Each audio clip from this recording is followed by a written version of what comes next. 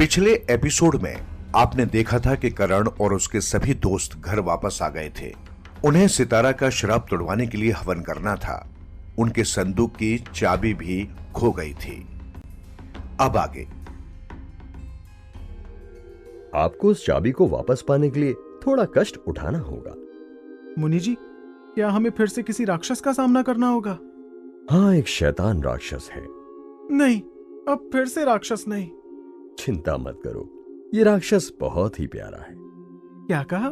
प्यारा राक्षस? राक्षस भी प्यारे होते हैं? मुनि की इस बात से सभी हैरान हो जाते हैं। फिर मुनि घर से बाहर आ जाता है और उसके पीछे पीछे बाकी सभी भी आ जाते हैं। वो देखो, वो रहा छोटा राक्षस। ओह, तो ये है वो प्यारा राक्षस। इसका सामना करना तो सबसे ज्यादा मुश्किल होगा। हाँ, इस राक्षस को काबू में करना आसान नहीं होगा। सितारा, तुम ये चाबी हमें दे दो। ये कोई खेलने की चीज नहीं है। नहीं, मैं ये चाबी तुम्हें नहीं दूंगा, ये मेरी है। नहीं, ये चाबी तुम्हारी नहीं है। तुम हमें चुपचाप ये चाबी दे दो। करमजीत, तुम सितारा को इस तरह मत डराओ, वो अभी बच्चा है। वो बच्चा नहीं है, उसे बच्चा बनने का श्राप मिला है। हमें इससे प्यार से ये चाबी लेनी होगी। सितारा, कृपया करके तुम हमें ये चाबी दे दो। नहीं, मैं नहीं दूंगा। ये तो बहुत ही शरारती है। अगर तुम हमें ये चाबी दे दोगे तो हम तुम्हें बहुत सारी चीजें देंगे। सच्ची? हाँ, सच्ची। वाह, इसने अब कितनी आसानी से ये बात मान ली। बच्चे ऐसे ही होते हैं लव, हमें उन्हें प्यार से समझाना चाहिए। उसके बाद सितारा बुलबुल को चाबी दे देता है और वे सभी सितारा को लेकर वापस घर के अंदर चले जाते हैं। उसके थोड़ी देर बाद बाबा भी बची हुई सामग्रियां लेकर वापस आ जाते हैं। बच्चों, क्या आप सभी को चाबी मिल गई है? जी बाबा जी, हमें चाबी मिल गई है।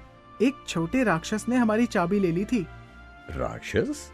आखिर राक्षस यहाँ पर कैसे आ गया? नहीं बाबा, यहाँ पर कोई राक्षस नहीं आया था। उसके बाद बुलबुल बाबा को सारी बात बता देती है। तो ऐसी बात है। ठीक है, अब हमारे पास हवन के लिए सारी सामग्रियां उपलब्ध हैं। कल सुबह जल्दी उठकर हमें हवन करना होगा। जी बाबा जी, कल हम सभी को जल्दी उठना होगा, इसलिए सभी जल्दी खाना खाकर सो जाते हैं। उसके बाद सभी खाना खाकर सो जाते हैं। फिर अगले दिन वे सभी जल्दी उठ जाते हैं। उसके बाद बाबा और सभी मिलकर हवन की तैयारी करने लगते हैं और हवन कुंड तैयार कर लेते हैं। हमने हवन की सारी तैयारियां कर दी हैं। अभी हवन शुरू होने में थोड़ा सा समय है। तब तक सितारा को भी बुला कर ले आओ। जी बाबा, मैं अभी सितारा को बुला कर लाती हूँ।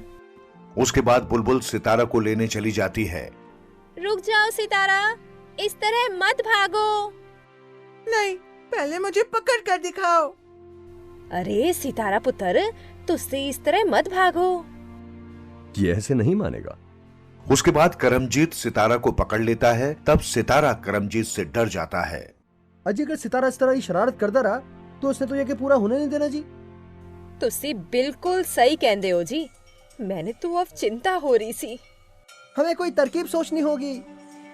कोई बात नहीं, मैं अपनी शक्तियों की सहायता से सितारा को अपने वश में कर लेता हूँ, ताकि ये आसानी से यज्ञ में बैठ सके और यज्ञ को भंग ना कर सके। जी बाबा जी, यही सबसे अच्छा उपाय होगा, नहीं तो हम सितारा का श्राप नहीं तोड़वा सकेंगे।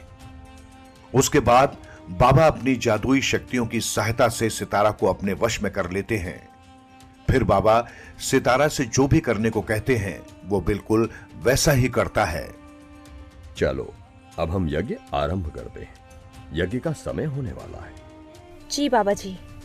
उसके बाद सभी यज्ञ आरंभ कर देते हैं।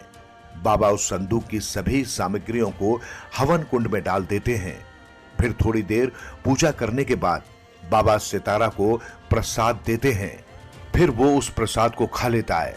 बाबा ने अपनी जादुई शक्तियों के प्रभाव से सितारा को अपने वश में कर रखा था। फिर बाबा उस जादुई शक्ति के प्रभाव को बंद कर देते हैं। उसके बाद सितारा होश में आ जाता है। यज्ञ संपन्न हुआ। अब सितारा का श्राप टूट गया है। अजी, ये तो बड़ा ही अच्छा हुआ। तुसी बिल्कुल सही कहंदे हो जी कद्दू काट के। मैं कहाँ पर हूँ? सितारा, क्या तुम्हें कुछ भी याद नहीं है? क्या तुम हमें पहचानते हो? हाँ करण, मैं तुम्हें पहचानता हूँ। मैं बस इस जगह को नहीं पहचान पा रहा हूँ। तुमने मुझसे ऐसा क्यों पूछा? सितारा, तुम्हें एक श्राप मिला था। क्या कहा? श्राप? मुझे कैसा श्राप मिला था? सितारा, जब तुम जंगल की तरफ जाकर एक खरगोश को पकड़ रहे थे, तब बाबा को लगा कि तुम उस खरगोश को बेवजह तंग कर रहे हो। तब बाबा ने तुम्हें श्राप दिया था कि तुम सब कुछ भूल जाओगे और एक 5 साल के बच्चे की तरह व्यवहार करोगे। क्या कहा? क्या ये सब सच है? मुझे ये तो याद है कि मुझे खरगोश बहुत प्यारा लगा था। तब मैं उसे पकड़ना चाहता था और वो मेरे हाथ में नहीं आ रहा था, इसलिए मैं शक्तियों की सहायता से उसे पिंजरे में बंद कर रहा था, परंतु मैं उसे कोई भी नुकसान नहीं पहुंचाना चाहता था। हाँ सितारा, हम जानते हैं। हम सभी अभी 5 वर्ष बाद भविष्य में आए हैं ताकि हम तुम्हारा श्राप तोड़वा सकें। क्या कहा? हमने समय यात्रा भी की है? हाँ, हम सभी ने समय यात्रा की है और हम सब यहाँ पर 5 वर्ष बड़े हो गए हैं। मित्र, तुम सभी ने मेरे लिए इतना कुछ किया, उसके लिए तुम्हारा बहुत बहुत शुक्रिया। हमने तो तुम्हारे लिए 4 बड़े बड़े राक्षसों का भी सामना किया। उसके बाद वे सभी सितारा को सारी बात बता देते हैं कि किस तरह उसे श्राप मिला और वे सभी भविष्य में क्यों आए थे, और साथ ही उन्होंने सामग्रियों को पाने के लिए किस तरह राक्षसों का सामना किया। मित्रों, मेरे लिए इतना सब कुछ करने के लिए तुम्हारा बहुत बहुत शुक्रिया। कोई बात नहीं सितारा, तुम हमारे प्रिय मित्र हो।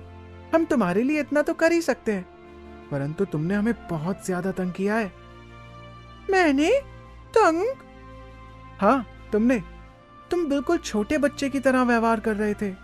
उसके बाद लव सितारा को सब बता देता है कि वो किस तरह छोटे बच्चों की तरह व्यवहार किया करता था और सबको परेशान करता था। ये सब सुनकर सितारा बहुत ज्यादा शर्मा जाता है। आप सभी मुझे क्षमा कर दीजिए, मैं अपने किए पर शर्मिंदा हूँ। नहीं सितारा, तुम्हें हमसे माफी मांगने की कोई जरूरत नहीं है। हाँ सितारा, करण बिल्कुल सही कह रहा है। तुम्हें क्षमा मांगने की कोई जरूरत नहीं है। उस समय तुम्हें कुछ भी समझ नहीं थी। तुम्हारा दिमाग एक बच्चे की तरह ही था। जो कुछ भी हुआ उसमें तुम्हारा कोई दोष नहीं है। फिर भी मुझे ऐसा नहीं करना चाहिए था। अजी पुत्र, तुसी ऐसा ना कहो जी। जो कुछ भी होया उसमें ਤੁਹਾਡਾ कोई दोष नहीं है जी। जो कुछ भी होया उसनु भूल जाओ जी, कद्दू काट के। हाँ जी पुत्र, सुनीता जी बिल्कुल सही कह रही हैं जी। तुसी भूल जाओ जी सब। बाबा, आपका बहुत बहुत शुक्रिया कि आपने हमारे मित्र को फिर से श्राप मुक्त कर दिया है। हाँ, अगर आपको मेरी वजह से कोई भी परेशानी हुई हो तो उसके लिए कृपा करके मुझे क्षमा कर दीजिए, और मेरी सहायता करने के लिए आप सभी का बहुत बहुत शुक्रिया। कोई बात नहीं बच्चों, आप सभी बहुत ही अच्छे हैं, इसलिए मैंने भी आपकी सहायता की है। अब तो सितारा का श्राप टूट गया है। फिर अब हम सभी को अपने समय में वापस चलना चाहिए। क्यों ना हम सभी यहाँ पर कुछ समय और रुक जाएं? परंतु हम यहाँ पर रुककर क्या करेंगे?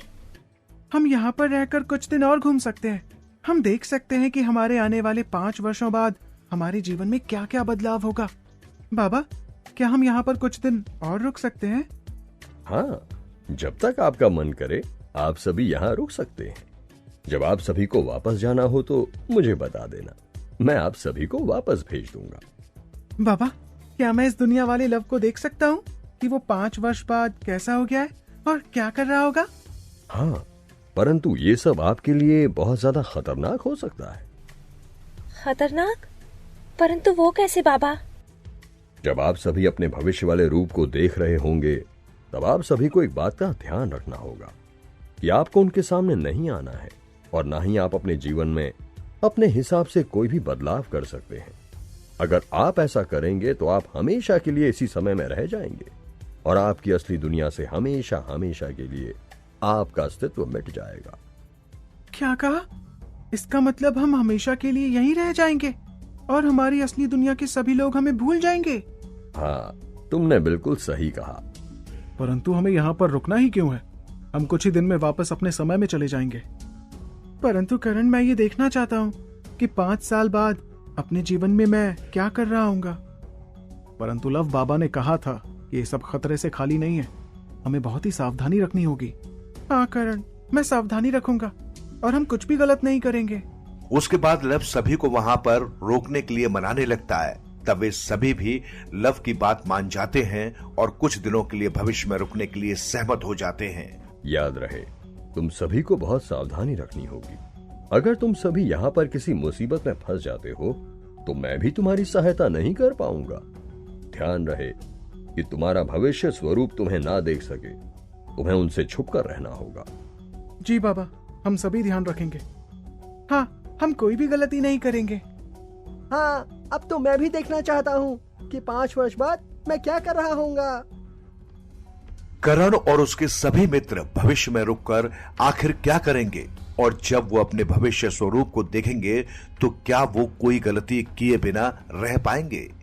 ये सब जानने के लिए बने रहिएगा तिलिस्मी कहानी के अगले एपिसोड तक।